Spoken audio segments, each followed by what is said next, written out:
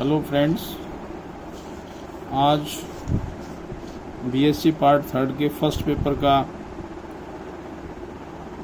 अध्ययन करेंगे। My self doctor सुंदर सिंह, गवर्नमेंट कॉलेज धौलपुर।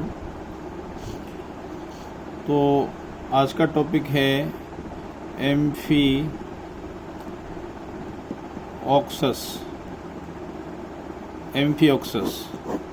जिसको अपन दूसरा नाम ब्रेंकियोस्टोमा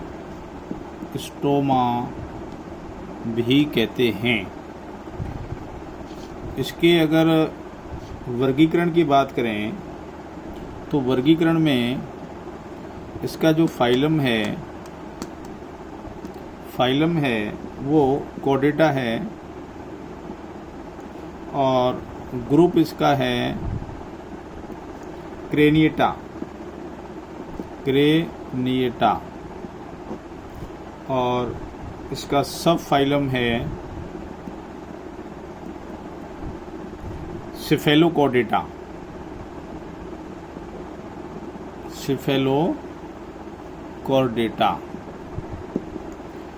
क्लास इसकी है लेप्टोकार्डी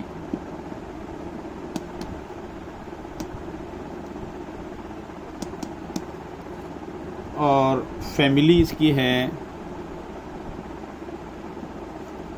ब्रेंकियोस्टोमिडी।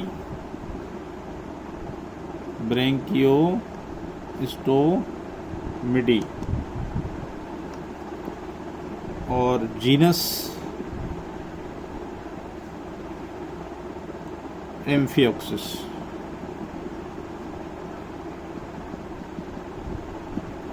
तो इस प्रकार इसका वर्गीकरण होता है। एक्चुअली आपके सिलेबस में एम्फिओक्सिस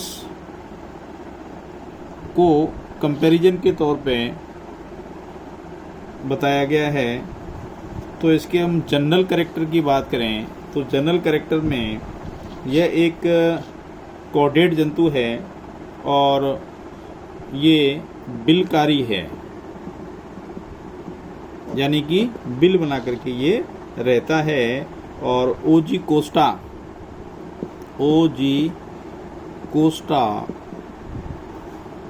नामक साइंटिस्ट ने इसका नाम ब्रेंकियोस्टोमा रखा।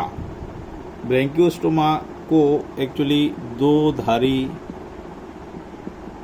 छुरी के नाम से भी जानते हैं। दो धारी, दोनों तरफ से इसको लॉन्सिलेट भी कहते हैं।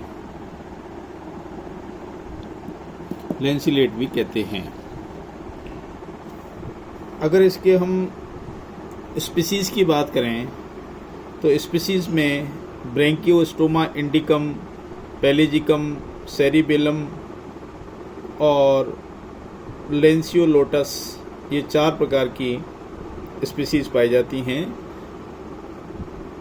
इसके हैबिट की बात करें, हैबिट एंड हैबिटेट की बात करें तो ब्रेंकियोस्टोमा जो है समुद्री जंतु है जो कि शैलो वाटर में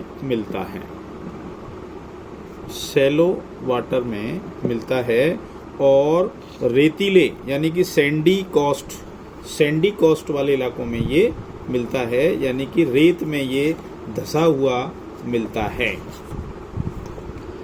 और रेत में ही ये बिल बना करके रहता है और अधिकांश भाग इसका रेत में धसा रहता है।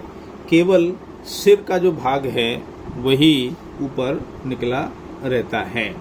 तो एक्चुअली क्या है कि ये रात के समय में जो है बिल से निकल करके और पानी में तैरता है। एम्फिओक्सिस में सिलियरी फीडर है ये। सिलियरी फीडर माने क्या होता है? सिलियरी फीडर माने ये है कि जो इसके सिलिया हैं, इनको हिंदी में पक्षमाव कहते हैं, उन सिलियाओं के माध्यम से पानी की जलधाराएं इसके अंदर ग्रहण होती हैं, यानी इसके अंदर प्रवेश करती हैं और उसमें भोजन इत्यादि पदार्थ भी इसके साथ प्रवेश करता है और साथ में घुली हुई ऑक्सीजन को भी ये प्राप्त करता है। इसका मतलब पोषण का जो काम है वो पक्षमाभों के माध्यम से किया जाता है। और इसके पोषण में जो पदार्थ होते हैं जल के धारा के साथ, उनमें डाइटम, डेस्मिड्स और अन्य पेलेजिक सूक्ष्म जीव पाए जाते हैं।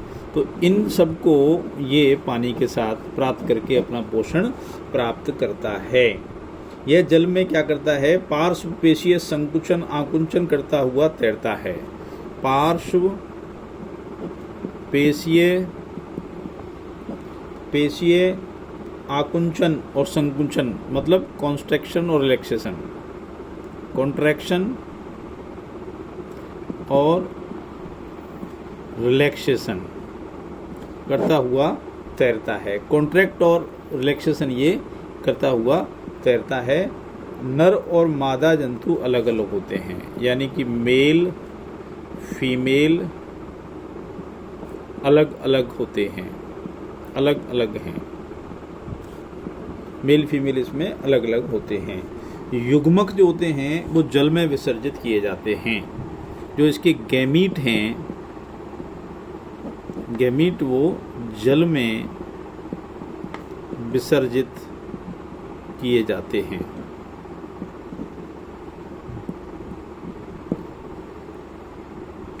इसका मतलब ये हुआ कि नर मादा जंतु अलग अलग हैं, जल में विसर्जित होते हैं।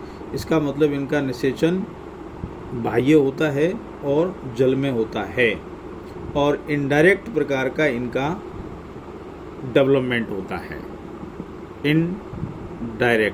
इनडायरेक्ट मीन्स इनमें बीच में लार्वा अवस्था पाई जाती है, और लार्वा क्या होते हैं?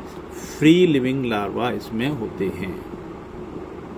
फ्री लिविंग लार्वा इसमें पाए जाते हैं, जो धीरे धीरे वृद्धि करके और वयस्क अवस्था को धारण करते हैं।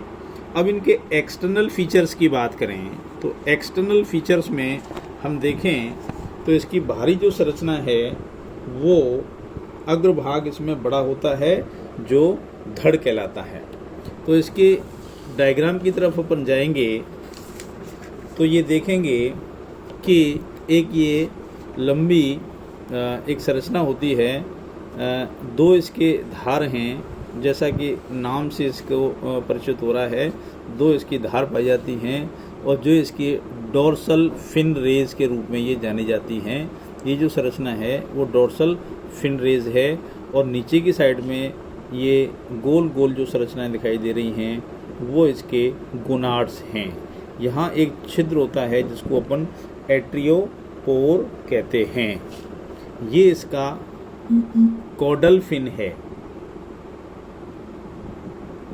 कॉडल फिन होते हैं, तैरने के काम में आते हैं, और ये इसकी टेल पाई जाती है। यहाँ छोटा सा छिद्र एनस कहलाता है। ये इसके वेंट्रल फिन हैं, और ये एट्रियोपोर होता है। और आगे की साइड में जो स्लॉट होता है इसका पूरा, ये वाला जो स्लॉट है वो रोस्ट्रम कहलाता है। और यहाँ इसके छोटे छोटे उभरे हुए एक संरचनाएं होती हैं जिनको अपन बक्कल सिर्राई कहते हैं। और ये पूरा ओरल हुड कहलाता है। तो इस प्रकार ये इसकी एक जनरल स्ट्रक्चर है, जनरल स्ट्रक्चर बताई गई है। तो जैसा कि संरचना से ये स्पष्ट हो रहा है कि इसकी दैहिक संरचना में ओरल सिर्राई होते हैं, जो कि जिनमें क्या होते हैं, इनको टेंटिकल्स भी कहते हैं। ओरल सिर्राई को क्या कहते हैं? टेंटिकल्स भी कहते हैं। और प्याले नुमा एक संरचना होती है जिसको वेस्टिब्यूल या ओरल कैविटी भी कहते हैं। ओरल कैविटी भी कहते हैं। मुख के पीछे की ओर एक पट होता है जिसको अपन क्या कहते हैं, बीलम कहते हैं। इसका नाम क्या है, बीलम है, इसको बीलम कहते हैं। बीलम के किनारों से 12 पतले बीलर स्पर्शक बीलर टेंटिकल्स लगे रहते हैं और ये बहुत ही संवेदी होते हैं, संवेदी पेपिला के रूप में होते हैं और इनमें सिलिया पाए जाते हैं। छिद्र की बात करें तो इनमें 3 प्रकार के छिद्र हैं। एक तो मुख छिद्र होता है, दूसरा एट्रियोपोर होता है और तीसरा गुदा वाला छिद्र होता है। मुख का जो छिद्र है उसके आगे रोस्ट्रम के नीचे एक छोटा सा छिद्र होता है। रोस्ट्रम के आगे एक स्लिट टाइप की संरचना होती है, यहाँ छिद्र होता है जिसको मुख कहते हैं और इसके चारों ओर एक मुख छत द्वारा घिरा रहता है जिसको वेस्टिब्यूल में खुलता है। एट्रियोपोर यह एक छोटा मध्य आकारीय गोलाकार छिद्र होता है जो वेंट्रल फिन के आगे होता है। ये वेंट्रल फिन के आगे, वेंट्रल फिन ये है तो वेंट्रल फिन के आगे ये एट्रियोपोर छिद्र होता है और इसमें एट्रियल कैविटी को बाहर की तरफ ये खोलता है, एट्रियल कैविटी को खोलता है।